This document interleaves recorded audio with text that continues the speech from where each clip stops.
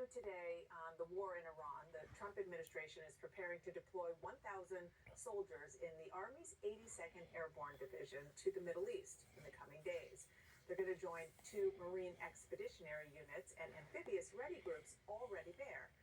At the same time that the U.S. military is clearly expanding its presence, CNN is learning the White House is seeking meetings in Pakistan as early as this weekend to discuss off-ramps to this war. Vice President Vance could be sent to lead the U.S. delegation. Joining me now is U.S. Senator Cory Booker of the great state of New Jersey, who serves on the Foreign Relations Committee. I need to apologize to you right away. Why? Because I'm mad at CNN. You were inducted into the New Jersey Hall of Fame with Bruce, Bon Jovi, even Danny DeVito.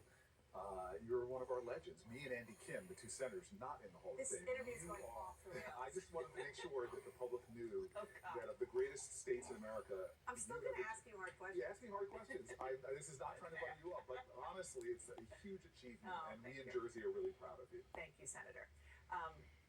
Back to the war. Yes. You heard, and I'm sure you know about the beefing up that the military is doing. What do you make of that? So I went to the floor yesterday again with a group of 6 of us that have been calling these war power resolutions to the Senate floor because the Senate has surrendered its duty to provide any oversight, any accountability, any checks and balances of a president who is out of control. This is not just any military engagement. It has created the biggest oil shock in history, more than the 1978 oil shocks combined. And on top of that, you see more and more soldiers being moved into that area. We've already lost 200 plus injured.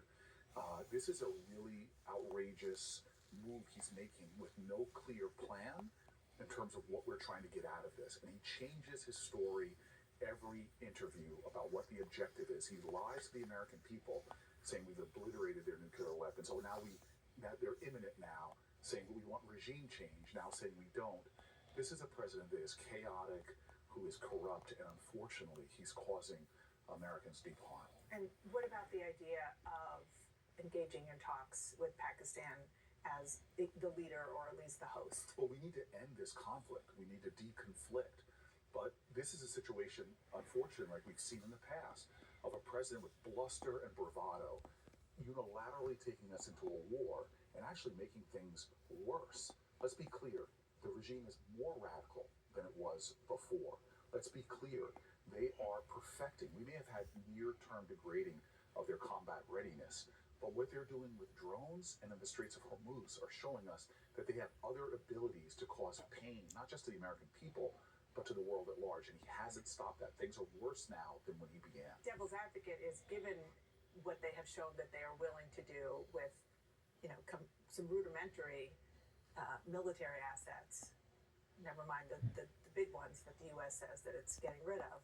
Isn't that a reason to continue and to try to render the regime inept?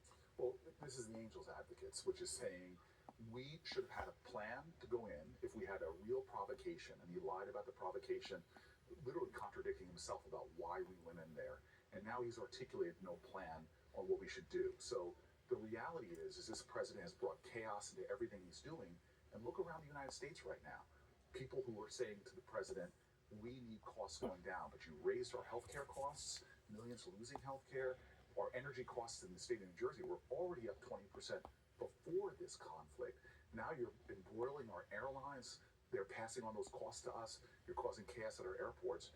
Everything he does, as we've seen in New Jersey, what he did to the casinos, bankrupted them there, everything he touches, unfortunately, turns dark and disastrous for the people of the state of New Jersey and America. You touched on affordability and economics, so I do want to ask about a new tax proposal that you unveiled. You want to cut taxes for families making less than $75,000 a year, plus expand the child tax credit and earned income tax credit.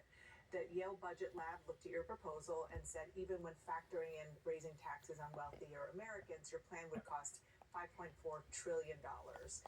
And at the same time, you want to undo Republican cuts to Medicaid and food stamps, and you, of course, want to restore the benefits to the ACA.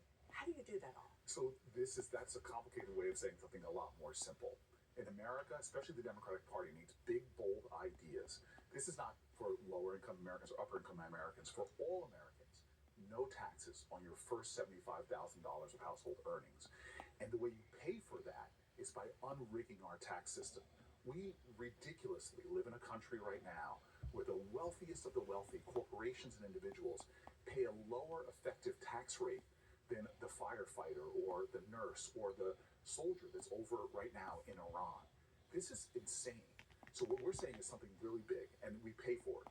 By unrigging our tax system at the top, you can get that $5 trillion of savings and then give every American, almost 90% of Americans would get a tax break. That means that single mom with a small child who makes $60,000 a year, she'd be able to keep $6,000 more of her hard-earned money. The family making $150,000 a year with two kids who's still treading water right now would keep over $10,000 more of their own money. And I appreciate the way that you're describing it.